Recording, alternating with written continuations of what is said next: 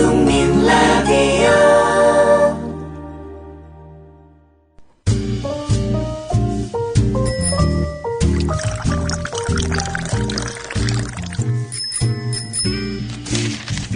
아침신문 귀로 읽기 김용민 PD의 조간 브리핑. 때는 바야흐로 힘없는 백성의 울분이 한겨울 눈처럼 소복소복 쌓여만 가는 2014년. 신여성스러운 그 이름 마녀 톡톡. 아이고 여보 영감, 신선한 야채는 삶아서 맛 좋은 과일은 신선함 그대로 동결 건조한 해땡 주스래요. 마누라야, 그럼 영양소 파괴 없이 한 봉지에 담겼겠구만. 한 봉지를 얼른 물에 타주시오. 읽고 있는 견사도 해땡 주스 마녀 톡톡 한잔하고 싶구나. 여름 푸드 스토리의 마녀 톡톡. 지금 바로 검색창에 마녀 톡톡을 검색하시라.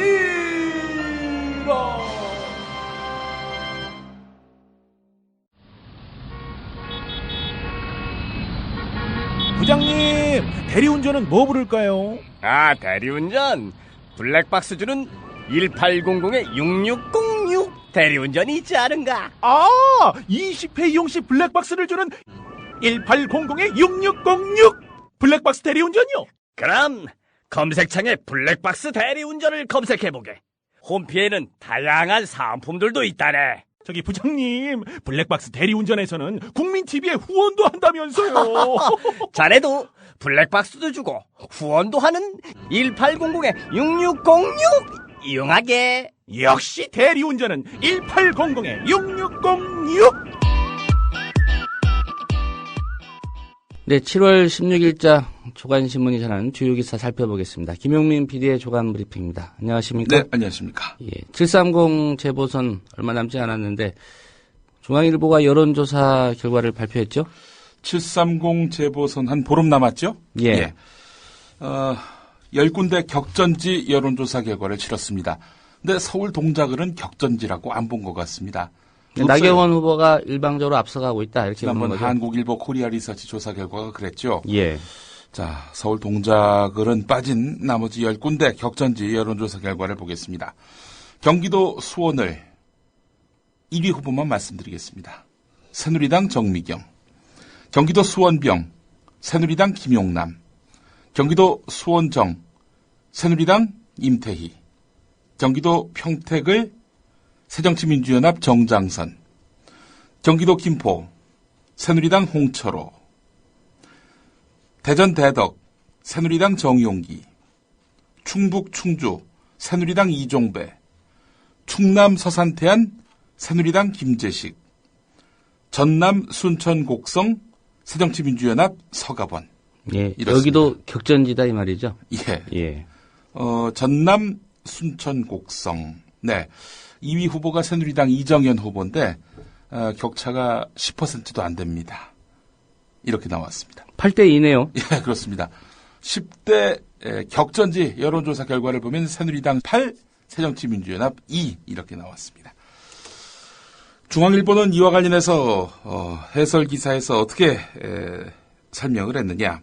730 재보선은 전국 15곳에서 열려 미니 총선이라 불린다. 이 중 영남과 호남을 제외한 대부분의 지역이 격전지로 꼽힌다. 중앙일보 조사연구팀과 여론조사 기관인 엠브레인이 지난 10일부터 15일까지 격전지 10곳에 유권자 800명을 대상으로 실시한 여론조사 결과인데 충청권과 수도권에서 새누리당 후보들의 강세가 두드러졌다. 그러나 아직 초반인 까닭에 인지도가 높은 쪽이 유리한 데다 이번 조사는 유선전화 600명, 휴대전화 200명 이렇게 나와서 새누리당에게 우호적인 답변이 많았을 수 있다. 이렇게 설명하고 있습니다. 이번 조사의 평균 응답률은 27.6%, 최대 허용 오차 범위는 95% 신뢰 수준에서 플러스 마이너스 3.5%포인트였습니다. 예. 격전지가 아닌 곳으로 분류한 나머지 5곳의 판세까지 더하면 네. 11대 4 정도 되는 것 같습니다. 11대 4. 예. 동작을 울산 쪽, 해운대 기장 이쪽이 새누리당. 네. 그리고 광주 광산을 예. 나주 화순이 새정치민주연합이라고 볼 때 예. 8 플러스 2, 3 플러스 2니까 네. 11대 4. 11대 4. 예. 예. 그래서인지 안철수 새정치민주연합 공동대표가 며칠 전에 이런 말을 했죠. 원래 그 새정치민주연합 의석이었던 그 곳이 5곳 아닙니까? 예. 5곳 지키기도 쉽지 않다. 이 말은 뭐 과장, 엄살은 아니었던 것 같습니다. 네. 재보선 관련한 소식은 뒤에서 또 전해드리도록 하고요. 지난 10일 정성근 문화체육관광부 장관 후보자가 인사청문회가 끝난 것도 아니고 정회된 시점에 폭탄주 회식을 한 사실이 드러나지 않았습니까? 자, 그 자리에는 청문회를 준비한 실무 직원들을 격려하는 차원에서 이렇게 있었던 술자리였다. 이렇게 문화부가 해명을 했는데요. 예. 근데 그 자리에 차관을 비롯한 주요 간부 14명이 참석한 것으로 확인됐다는 겁니다.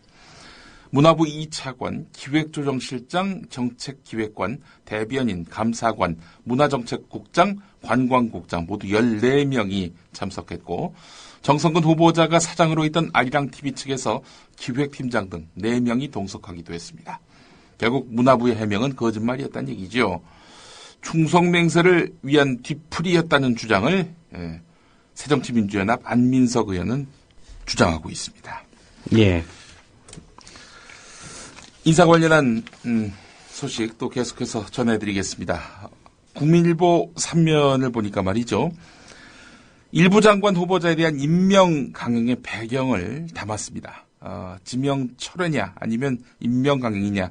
그동안 박근혜 대통령이 정성근 문화체육관광부 장관 후보자 또 정종섭 안전행정부 장관 후보자에 대해서 이렇게 고민을 했었는데 말이죠. 결국 임명 강행 쪽으로 가닥을 잡은 것 같다. 결국 강공을 선택했다. 이런 이야기죠. 자질 논란을 빚었던 김명수 사회부총리 겸 교육부 장관 후보자만 지명을 철회했고요. 나머지 2명은 임명 강행할 의지가 있어 보인다라는 내용입니다. 어떻게 정성근, 정종섭 이 두 후보자, 그러니까 야당으로부터 까면 안 된다라고 낙인 박힌 이 두 후보자에 대해서 박근혜 대통령이 임명 강행의 뜻을 밝혔느냐. 국민일보 3면을 보면요. 청와대 내부에서는 정성근 후보자의 적정성 여부에 대해 기류가 갈렸던 것으로 알려졌다. 청문회 위증, 폭탄주 논란 등이 불거졌지만 논란이 필요 이상으로 증폭됐다는 시각도 있었다는 것이다. 예. 어느 정도만 논란을 하면 필요 이하가 되는 겁니까? 예. 이 문구 자체가 예. 필요 이상으로 논란이 증폭됐다. 그래서 말입니다. 청와대 관계자는 정성근 후보자에 대해 어려울 것이라는 분위기도 있었지만 반대 기류도 분명히 있었다 이렇게 말했다고 하는데 실은 뭐 정성근 후보자가 뭐 적정하다 이런 그 취지에서 임명 강행을 하는 것이 아니라 대통령의 인사권이 존중돼야 하고 특히 정치 공세적 성격이 짙은 야당의 철회 주장을 모두 수용할 수 없다는 논리 이것이 주요했던 것 같습니다. 2명이 추가로 하차할 때는 야권에다가 전국 주도권을 내주는 것이다 이렇게 청와대는 판단했다는 거지요. 그래서 재기불능 상태에 빠진 김명수 후보자는 철회하되 나머지 2명은 임명하는 쪽으로 기울었다는 겁니다. 예. 결국 숫자 싸움 아니겠습니까? 예. 어제 이 시간에 1이냐 2냐 예. 이거였는데 결국은 야당에 밀려서 2를 포기할 수는 없다. 네. 예. 2승 1패. 예. 그 게임으로 보는 거죠. 그렇습니다. 한편 동아일보 일면에 김무성 신임 새누리당 대표의 인터뷰가 실렸는데요. 제목이 이렇습니다. 인사 잘못돼서 소중한 1년 반을 놓쳤다. 동아일보가 이 발언에 주목했네요. 그 청와대가 정성근 후보자의 문제점이 오해와 과장이라고 판단해서 장관직을 유지하는 것 같다. 이렇게 분석했다는 겁니다. 김무성 대표가 말이죠. 그러면서 박근혜 정부의 경제정책을 묻는 질문으로 넘어갔음에도 불구하고 김무성 대표가 인사가 잘못돼서 지난 1년 반 그 소중한 시기를 놓쳤다라고 비판했다는 겁니다. 이번 정성근, 정종섭 후보자 임명 강행과 관련한 그런 평가라기보다는 지난 1년 반 동안의 인사난맥에 대한 비판으로 봐야 될 텐데 어쨌든 이 민감한 국면에 박근혜 정부의 인사가 잘못돼서 지난 1년 반 소중한 시기를 놓쳤다라고 비판한 점은 상당히 주목됩니다.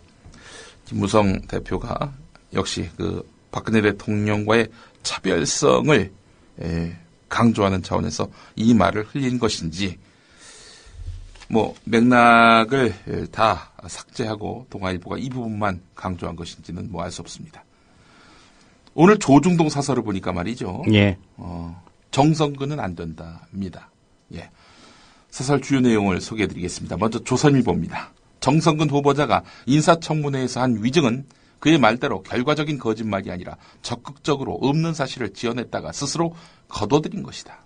여당 사람들조차 고개를 저었다. 그런데도 청와대는 해명을 들었다면서 임명을 밀어붙이려 하고 있다. 임명장을 주는 것은 대통령의 권한이지만 그 전에 먼저 이 문제에 대한 상세한 설명을 해야 한다.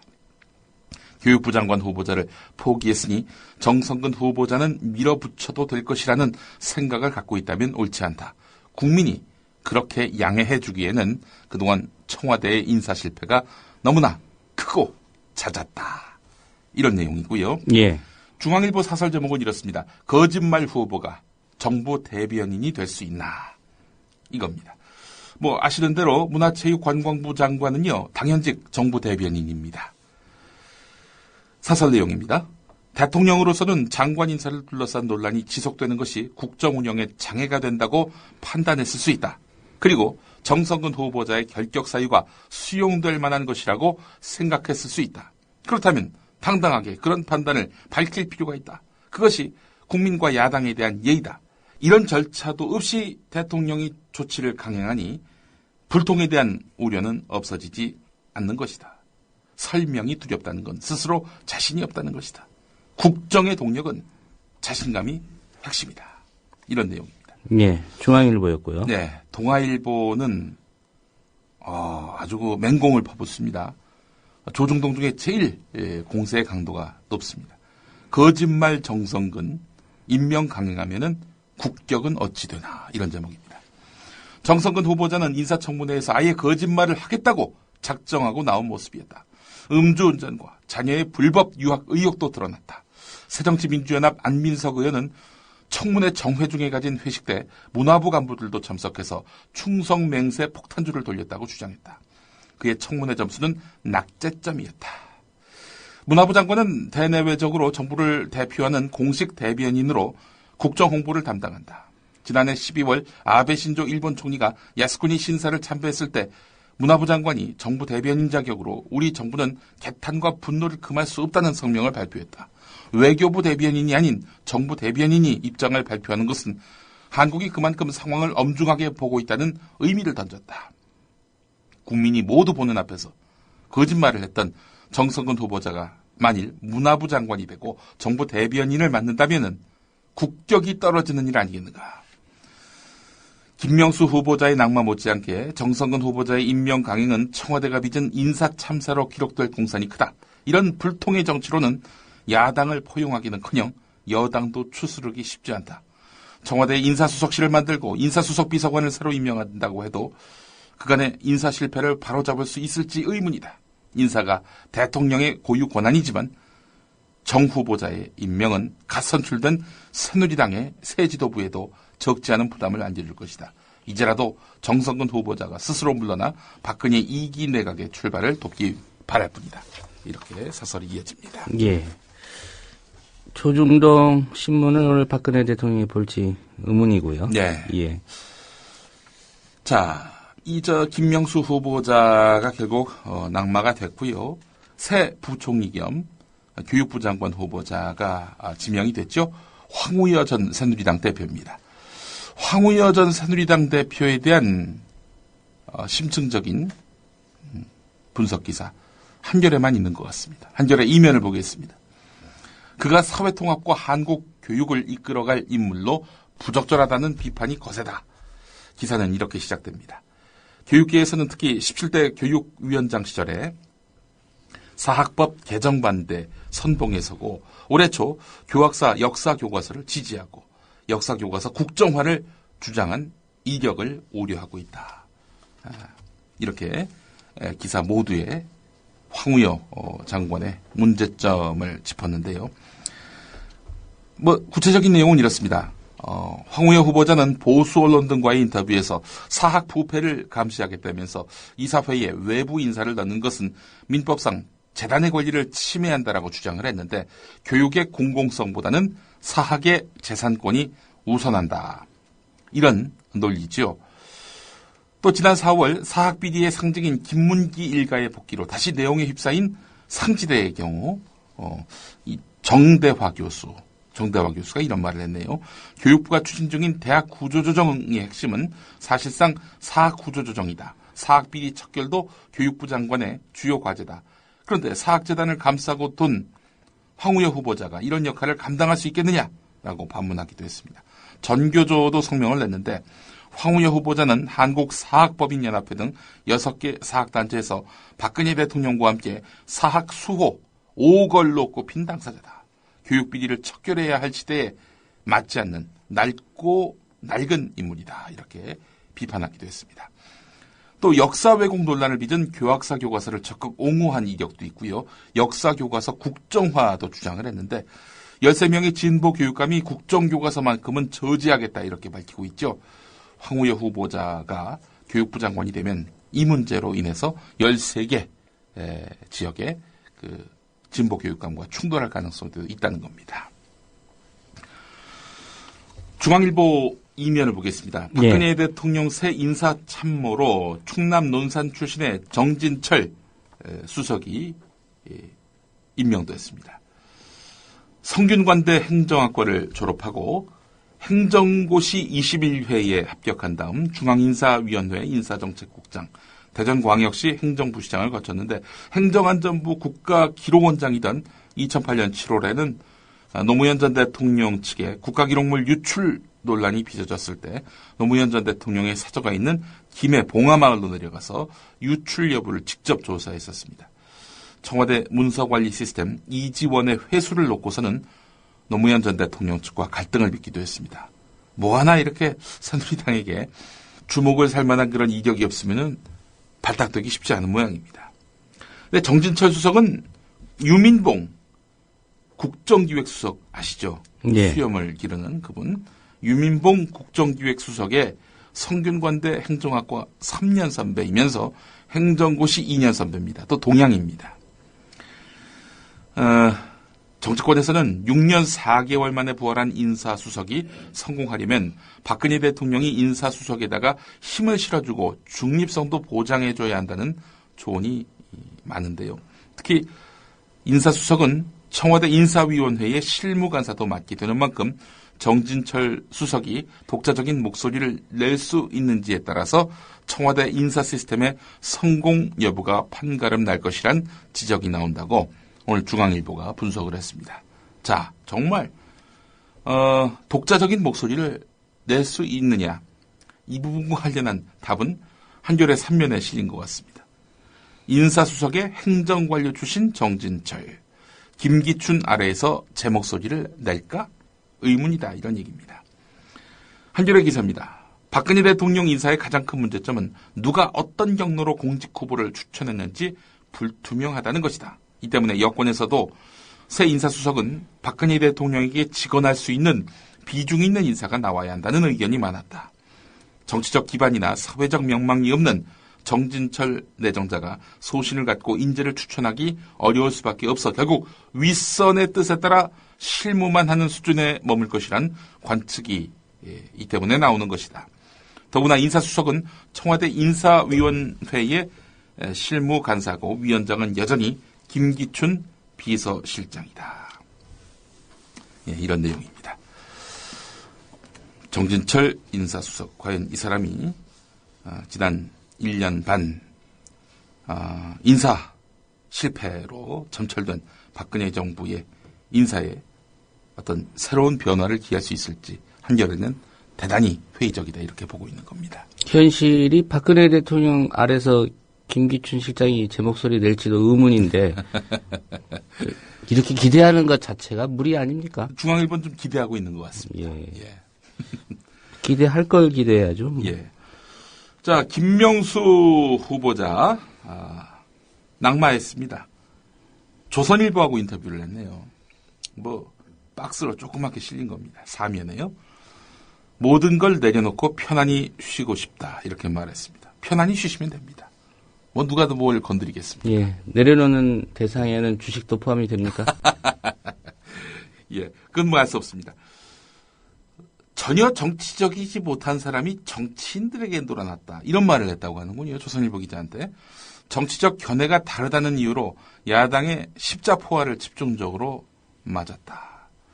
김명수 교수는 진보와 보수, 이념이 붙어서 싸우는 한가운데 내가 있어서 보수라는 이유만으로 인신공격을 당했다. 과연 보수라는 이유만으로 김명수 후보자 보고 물러나라고 한 것 같지는 않아 보이는데요. 동아일보와 중앙일보, 문창극을 옹호할 당시에 동아일보와 중앙일보도 김명수는 아웃돼야 한다. 이랬던 신문입니다. 그럼 동아중앙도 그리고 쫓아낸 박근혜 대통령도 이거 보수라는 이유만으로 이렇게 김명수 후보자를 코너로 몰았다는 얘기입니까? 김명수 후보자의 말입니다.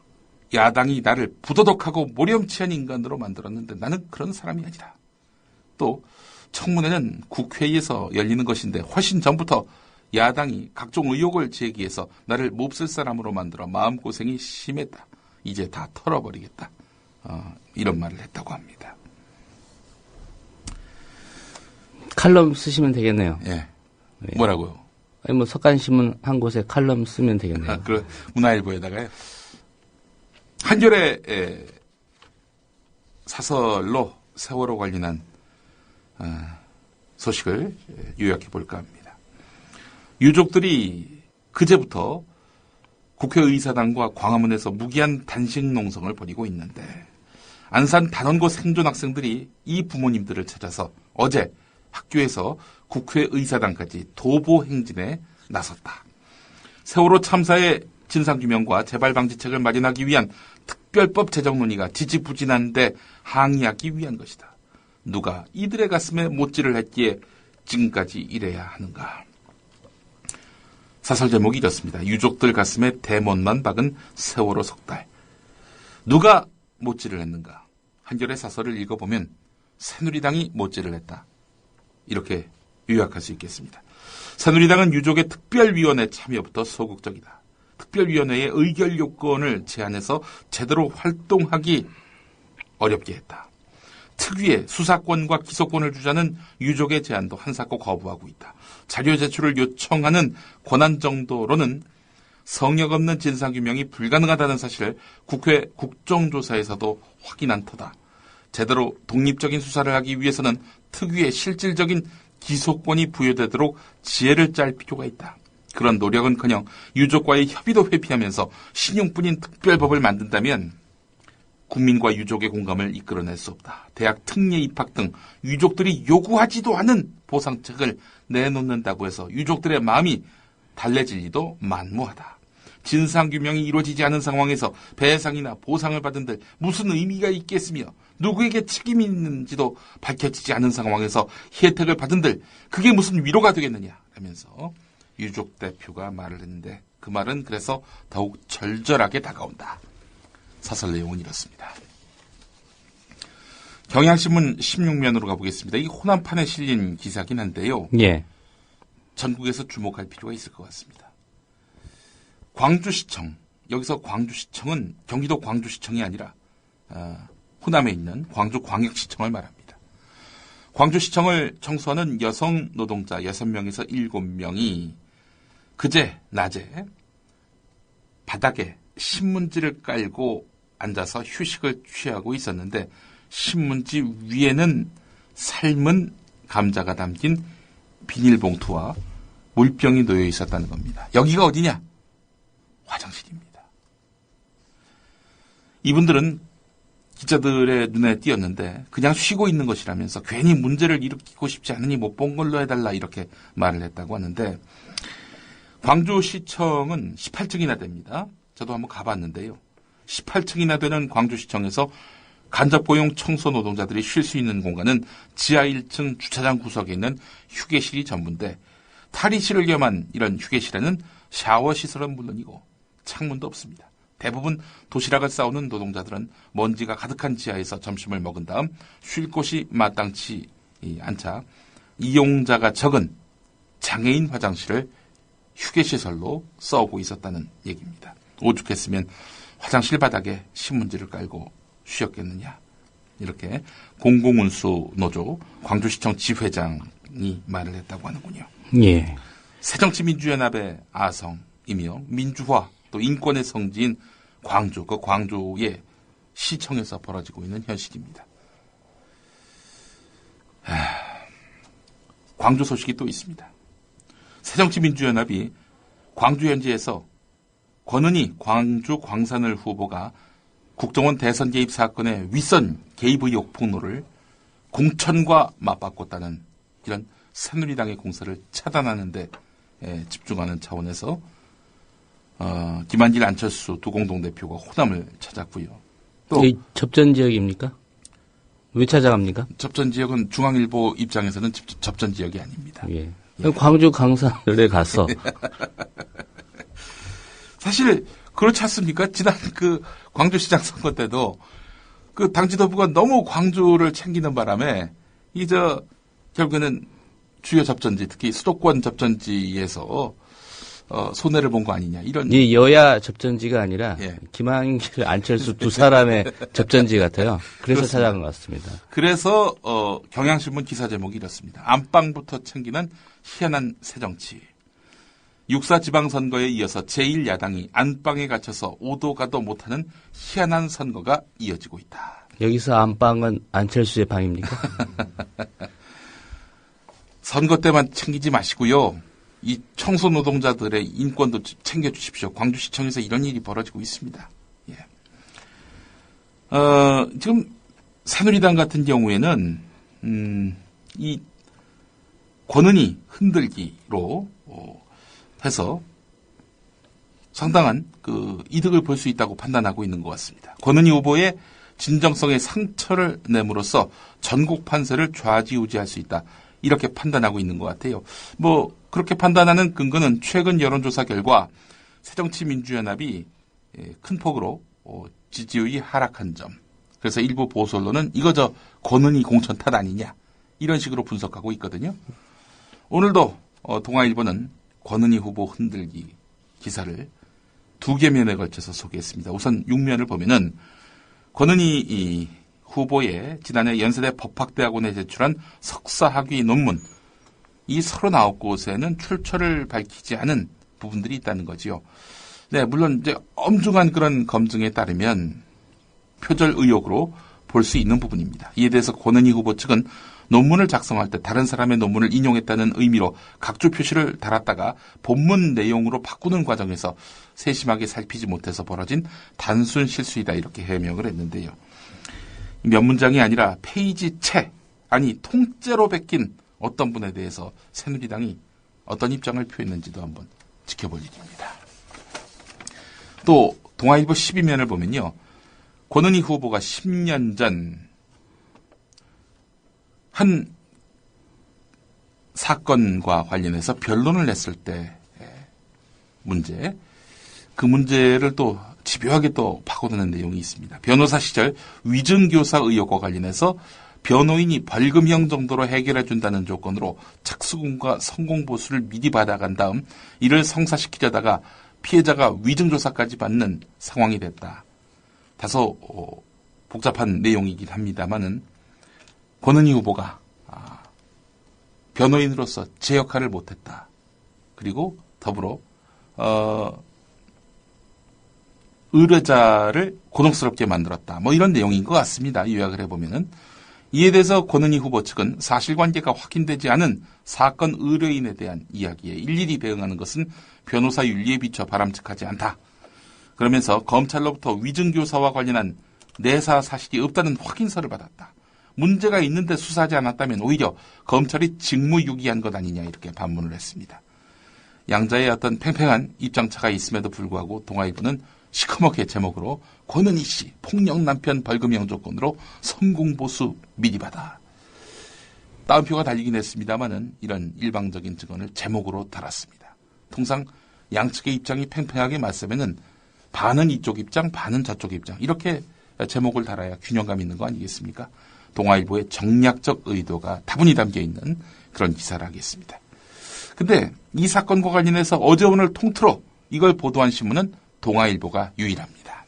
단독 보도 모양이죠? 단독 보도네요, 보니까. 예. 어쨌든 뭐 사실관계야 따져봐야 되겠지만은 예. 일단 새누리당의 전략이 제 보세는 이 과정에서 예. 먹히고 있다는 거죠. 예, 권은희 흔들기. 예. 오늘 여기까지 해야 될 것 같습니다. 예, 김용민 PD의 조간 브리핑이었습니다. 잘 들었습니다. 예, 감사합니다. 대통령의 눈물 몇 방울에 이미 완전히 침몰한 세월호는 또 한 번 물속으로 가라앉았습니다.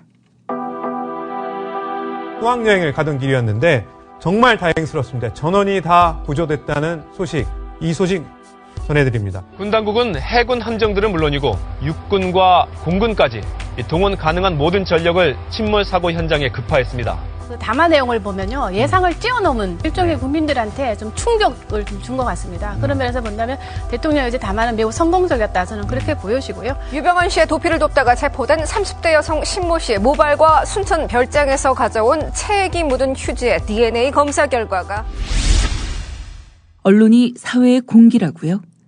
갈 길을 잃어 표류하면 흉기가 될 수 있습니다. 권력과 자본으로부터 완벽하게 독립한 협동조합 언론, 미디어 협동조합.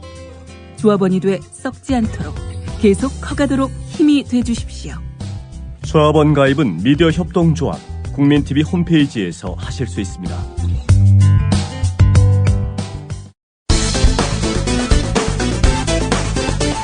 안산 단원고 2학년 학생들이 안산에서 서울 여의도 국회를 향해 걷고 있습니다. 이미 4시간을 걸었습니다. 제대로 된 특별법 제정을 요구하며 단식 농성을 벌이고 있는 유가족들, 그러니까 희생된 친구의 부모님들을 만나러 가는 길입니다. 어제 뉴스K 오프닝 멘트. 다른 언론은 위기관리 빵점, 사후수습 빵점의 이 빵점 정권 시대에 일어난 고등학생들의 처절한 몸부림을 어떻게 보도했을까? 우선 KBS와 SBS. 각각 기사 호미에 한 줄 넣어주는 정도. 침몰하는 배에서 극한의 공포를 겪어야 했던 단원고 생존학생 30여 명도 세월호 특별법 통과를 염원하며 국회까지 도보 행진에 나섰습니다. 세월호 생존학생들은 특별법 제정을 촉구하며 안산에서 국회까지 오늘 오후부터 도보 행진을 하고 있습니다. 그나마 YTN과 JTBC 정도가 별도의 한 꼭지 기사로 만들어 보도. 세월호 참사로 친구들을 잃은 단원고 2학년 생존 학생들이 1박 2일 도보 행진에 나섰습니다. 서럽고 미안한 마음이라며 학교에서 출발해 희생자 학부모들이 단식 농성을 벌이고 있는 국회의사당으로 향했습니다. 이렇게라도 하지 않으면 우리 친구들한테 할 수 있는 게 아무것도 할 수 없게 이렇게 나서게 되었습니다. 안산 시민들도 행진에 동참했습니다. 이 길을 걷는 아이들에게 어쨌든 자기들만 살아 돌아왔다, 이런 친구들에 대한 죄책감이 조금 더 덜어지지 않을까? 좀 그런 생각이 들어요. 세월호 참사로 사랑하는 친구와 선생님을 잃은 안산 단원고 2학년 생존 학생들이 도보 행진에 나섰습니다. 1박 2일에 고된 일정인데요. 목적지는 국회입니다.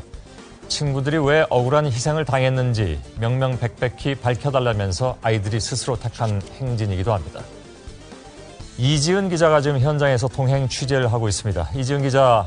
현재 4시간째 걷고 있는데 비가 내리는 바람에 조금 지체가 됐습니다.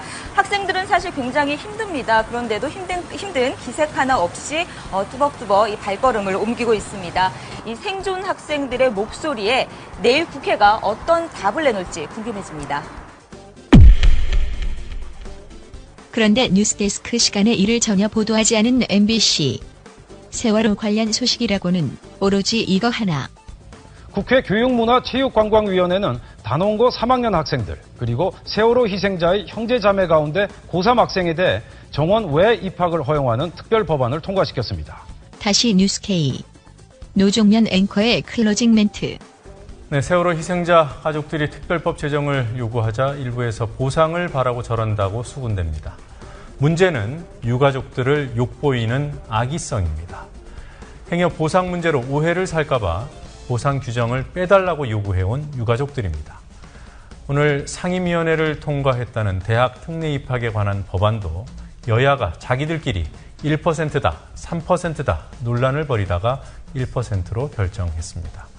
유가족들은 지금도 보상이든 뭐든 논란이 될 만한 부분들은 다 빼고 진상규명을 위한 특별법부터 만들어달라고 호소합니다. 외곽에서는 보상이 지나치다며 유가족들은 요구하지도 않은 내용을 문제 삼아서 특별법을 반대합니다.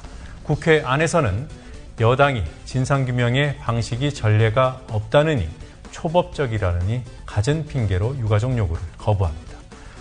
미리 조율하지는 않았겠지만 기막힌 역할 분담이라 할 만합니다.